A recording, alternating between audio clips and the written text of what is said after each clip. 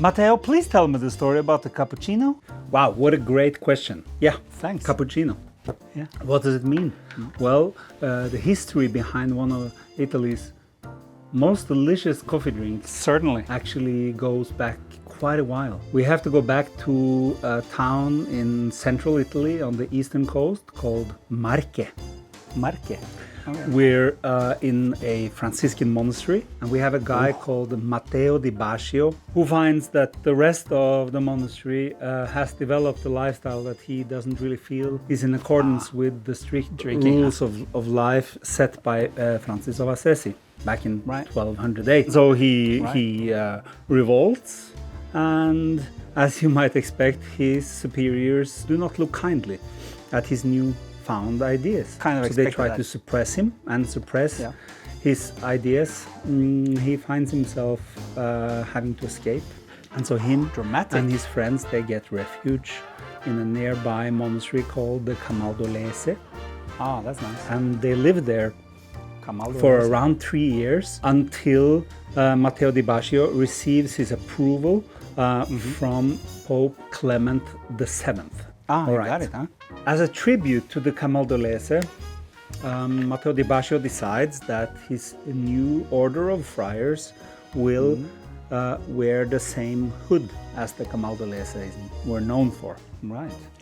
And so the word for hood in Italian, and we're getting closer here to the core, is the word capuche. Capuche is the Capuche. Italian name for a monk's hood. Right. And so he names, not only does he wear the hood as a tribute to the Camaldolese, but Right. he also names his friars after the hood. Goes all out. The friar, really the goes all out. Capuchin order of friars Yeah. is born. The Capuchin order of friars proves to be a successful endeavor, and they spread throughout Europe, and they are to be found in all major cities. One of those cities is Vienna. Vienna. Fast forward a few hundred years, Right. we find ourselves in the great coffee houses of Vienna around 1850, Right. where capuche actually is used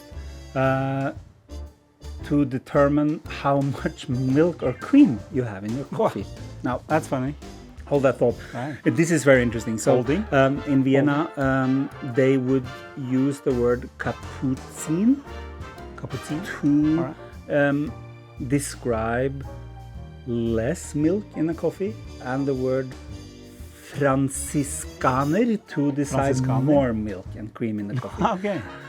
And the connection here is that the Franciscan order of friars wore robes of a lighter shade of brown, and the Capuchin friars wore robes with a darker shade of brown. So here you that's have the connection. two of the most popular coffee recipes in Vienna back in 1850s, known as the Cappucciner and the Franziskaner. Franziskaner. That makes sense. We're not there yet, as Didn't think so. the espresso machine has not been invented yet, and No.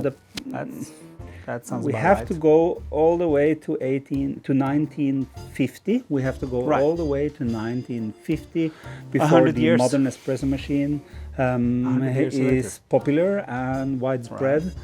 And Widespread. so we start to see in the early 1950s the first signs that the Cappucciner has returned to its origins, and we're talking about the cappuccino. Cappuccino. Interesting story, right?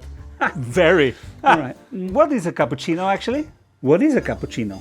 Yeah. Excellent question. Well, Thanks. a cappuccino, well, let's say the textbook recipe of a cappuccino Textbook. is a third espresso, Right. a third of warm milk, and a third All of right. steamed milk.